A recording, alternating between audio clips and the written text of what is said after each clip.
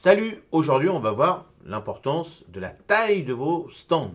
Est-ce qu'il faut un stand immense ou un petit stand au démarrage? Premièrement, connaître ton public et tes produits. La première étape est de bien comprendre qui sont tes acheteurs potentiels et quel type de produits tu vas proposer. Si tes produits sont diversifiés et nécessitent une démonstration ou une explication, envisage un stand plus grand pour accueillir confortablement les clients et les produits.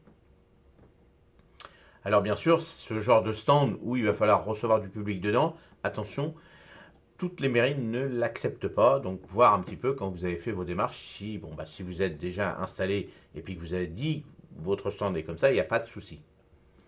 Deuxièmement, type de marché. Les marchés varient grandement en taille et en influence. Un petit marché local pourra nécessiter un stand plus modeste, tandis qu'un grand marché ou un événement spécialisé pourra justifier un investissement dans un stand plus grand et plus visible. Troisièmement, budget et logistique. Évalue ton budget et tes capacités logistiques.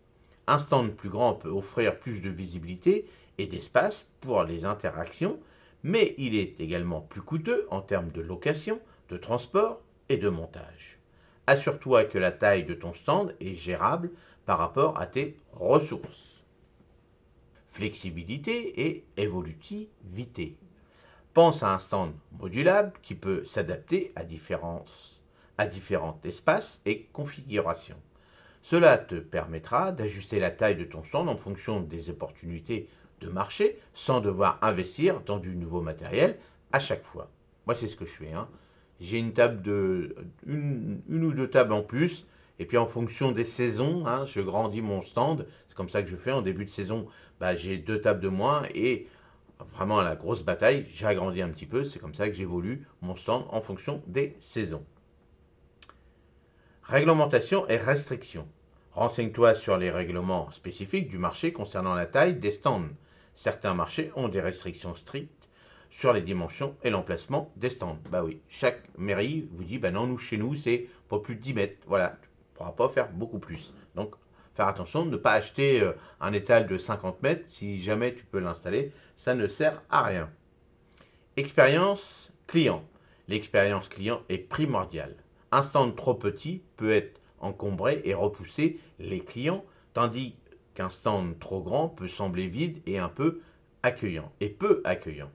Trouve le juste milieu pour que les clients se sentent à l'aise et intéressés par tes produits. Bien sûr, alors ça c'est logique, si tu as un stand où tu as trois produits dessus et puis ton stand il fait 20 mètres, ça fait vide. Regarde dans la grande distribution, l'achat d'impulsion, c'est parce qu'il y a de l'abondance, et c'est ça qu'il faut faire, c'est de l'abondance, l'abondance. Sauf si tu as des produits de luxe, par exemple, où là, il faut un ou deux, où là, c'est de l'intrigue, mais voilà, tu adapteras par rapport à tes produits. Conclusion, un stand de 3 mètres sur 3 mètres peut être un bon point de départ, offrant suffisamment d'espace pour une présentation attractive de tes produits tout en restant gérable. Cependant, la clé est d'ajuster la taille en fonction de tes observations et retours d'expérience sur les différents marchés. Écoute tes clients et adapte-toi pour offrir la meilleure expérience possible, tant que pour eux que pour toi. Bah oui, voilà. Faut mieux démarrer petit, 3 mètres sur 3 mètres. Alors, en plus, si tu es dans un angle, c'est encore mieux. Si c'est 3 mètres de long, bien souvent, c'est au mètre linéaire et tu as 2 mètres, 2 mètres 50 derrière. Donc, rien ne t'empêche de mettre 3 mètres et puis faire des étagères derrière toi. Si tu ne peux pas mettre ton camion, ou s'il y a le camion, tu peux accrocher des choses sur ton camion. Voilà, il y a toujours la possibilité de décorer, d'animer. Il faut de l'animation sur ton stand.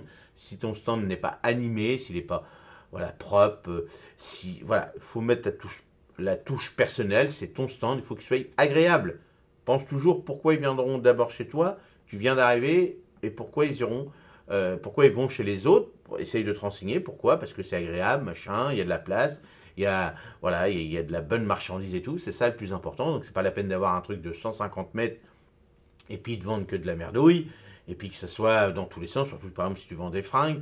Alors après, il y a la fripe aussi, vous, ils aiment bien mettre les mains dedans et tout, mais bon, ça, chacun son produit, mais attention, faut mieux faire un petit stand dès démarrage et puis évoluer par la suite, ça c'est le plus important.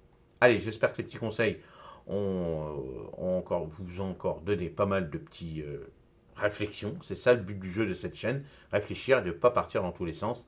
Ça, c'est hyper important. Allez, merci, à la prochaine. Salut.